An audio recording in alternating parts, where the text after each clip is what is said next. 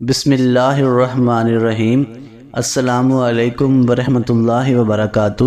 حضرت انس بن مالک رضی اللہ تعالی عنہ سے روایت ہے کہ رسول اللہ صلی اللہ علیہ وآلہ وسلم نے ارشاد فرمایا، تین ایسے خوش نصیب انسان ہیں جو جنت کے حقدار ہوں گے اور روز قیامت اللہ تعالیٰ کے عرش کے سائے میں ہوں گے۔ تین ایسے خوش نصیب عورتیں اور مرد ہیں جن کی اولاد اور مال اور رزق اللہ تعالیٰ اپنے فرشتوں کے ذمہ لگا دیتا ہے۔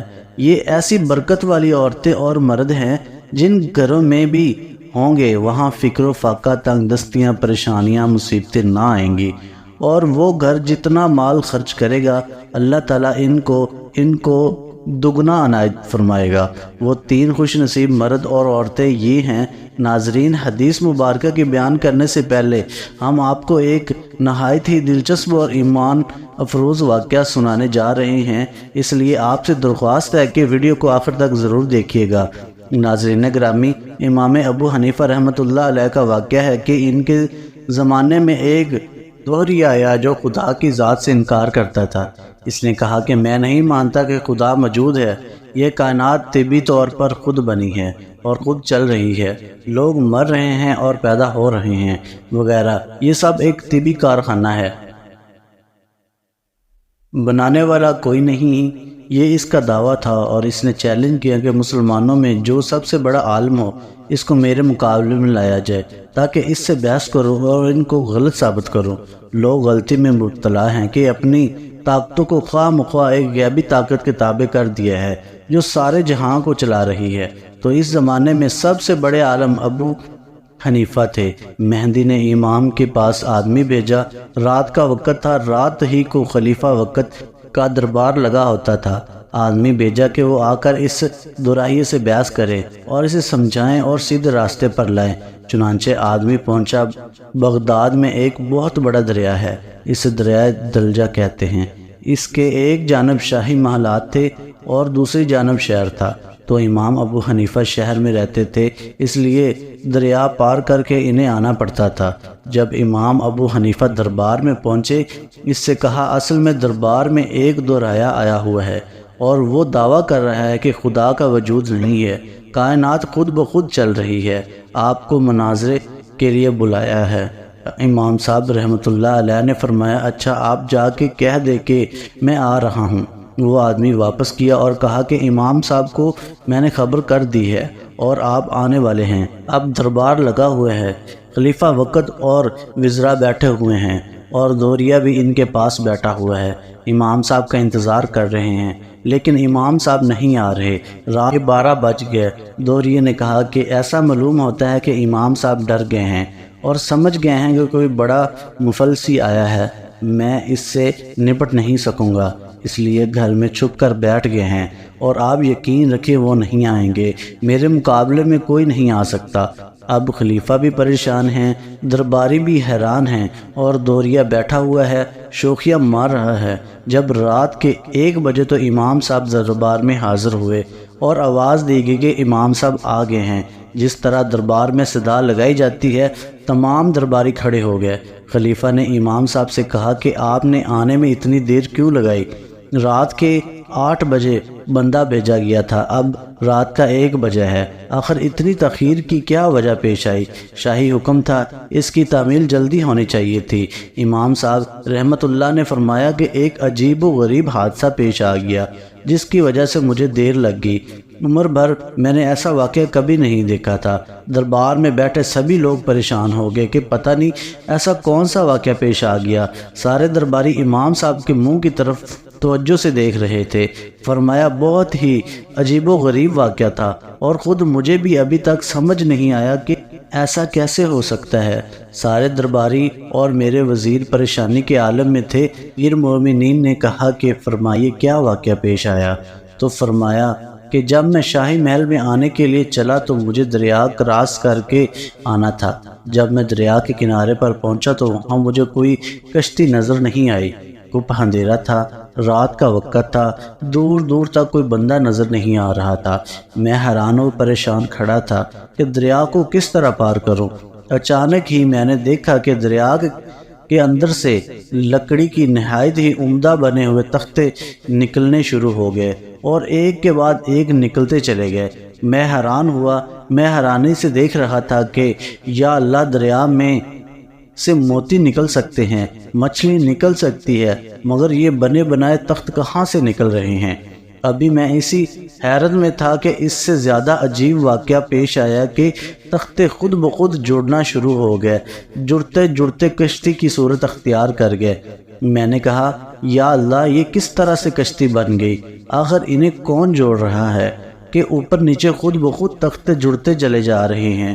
ابھی میں اسی حیرت میں تھا کہ دریا کے اندر سے لوہے کی کیلیں نکلنا شروع ہو گئیں اور خود بخود اس کے اندر جڑنے لگی اور جڑ جڑ کے بہترین قسم کی کشتی بن گئی۔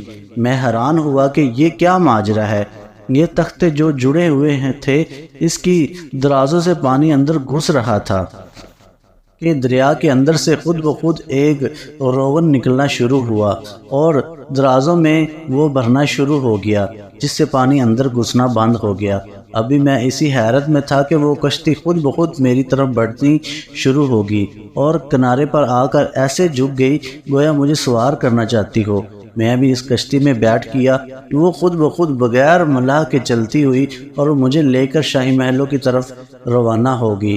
میں حیران تھا کہ کشتی شاہی محل کے قریب کنارے پر پہنچ گئی اور آخر کار جھک کر پھر مجھے کنارے پر کھڑی ہوگی کہ میں اتر جاؤں، تو میں کشتی سے اتر گیا۔ پھر میرے دیکھتے ہی دیکھتے وہ کشتی غائب بھی ہوگی۔ گھنٹہ بھر اس کنارے اور گھنٹہ بھر اس کنارے سوچتا رہا کہ یہ کیا صحنہ تھا جو سمجھ سے باہر تھا۔ میں اس لیے لیٹ ہو گیا، جس پر میں امیر المومنین سے معافی چاہتا ہوں کہ 8 بجے بلایا گیا اور میں 1 بجے پہنچا۔ دوراہے نے کہا کہ امام صاحب، میں نے تو یہ سنا تھا کہ آپ دین اسلام کے بہت بڑے عالم ہیں، بڑے دانش مند اور فاضل آدمی ہیں، مگر بچوں کی سی باتیں کر رہے ہیں۔ بھلا یہ ممکن ہے کہ پانی میں سے خود بخود تختے نکل آئیں، خود ہی جڑنے لگ جائیں، خود ہی روغن نکل آئے، خود آ کر کشتی اپنے آپ کو چکا دے، آپ اس پر بیٹھ جائیں اور خود ہی لے کے کنارے پر پہنچا دے؟ یہ کوئی عقل میں آنے والی بات ہے؟ میں نے سمجھا تھا کہ آپ بڑے دانش مند، فاضل اور عالم ہیں، امام آپ کا لقب ہے، اور باتیں کر رہے ہیں آپ نادانوں اور بچوں جیسی۔ یہ کیسے ممکن ہے؟ یہ عقل میں آنے والی بات ہے؟ امام صاحب نے فرمایا، اچھا، یہ بات بے وقوفی کی ہے؟ اس نے کہا، جی ہاں، بالکل فرمایا، ایک کشتی بغیر بنانے والے کے بن نہ سکے گی، بغیر چلانے والے کے چل نہ سکے، بغیر کیلیں ٹھوکنے والے کے اس کی کیلیں ٹھوک نہ سکی، اور یہ اتنا بڑا جہان، جس کی چھت آسمان ہے، جس کا فرش زمین ہے، جس کی فضا میں لاکھوں جانور ہیں، یہ خود بخود بن گیا، خود ہی چل رہا ہے، سورج بھی چاند بھی خود ہی چل رہا ہے۔ یہ کوئی عقل میں آنے والی بات ہے؟ ایک معمولی کشتی جیسے انسان بنا سکتا ہے، یہ تو بغیر بنانے والے کے نہیں بن سکتی، اور اتنا بڑا جہان ہو اور خود بخود بن جائے تو تمہاری عقل بچوں جیسی ہے کہ میری عقل بچوں جیسی ہے؟ میں نادان ہوں یا تم کم عقل ہو؟ امام صاحب کی یہ عقل مندانہ گفتگو سن کر دہرائیے اللہ تعالیٰ کے حضور سجدہ ریز ہو کر مسلمان ہو گیا۔ تو ناظرین، اس میں کوئی شک نہیں کہ اللہ تبارک و تعالیٰ کے حکم کے بغیر ایک پتا بھی نہیں ہل سکتا۔ ناظرین، قیامت کے دن عرش الہی کے نیچے رہنے والے 3 خوش نصیب کون سے ہیں؟ حضرت انس بن مالک رضی اللہ تعالیٰ عنہ سے روایت ہے کہ نبی کریم صلی اللہ علیہ وآلہ وسلم نے فرمایا، اس کا مفہوم کچھ یوں ہے کہ 3 خوش نصیب انسان ایسے ہیں جو قیامت کے دن عرش الہی کے سائے میں ہوں گے۔ پہلے وہ خاتون جس کا شوہر یتیم بچوں کو چھوڑ کر فوت ہو گیا اور یہ خاتون ان کی دیکھ بھال اور نگرانی کرتی ہو اور اپنی عزت ناموس کی بھی حفاظت کرتی ہو اور خداوند قدوس کا ہر وقت شکر بجا لاتی ہو۔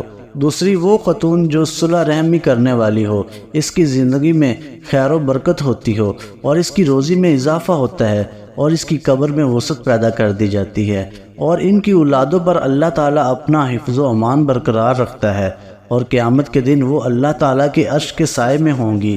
تیسری وہ خاتون جس نے کھانا بنایا اور اپنے بچوں کو بھوکا بٹھا کر اس نے غریبوں اور مسکینوں کی دعوت کی۔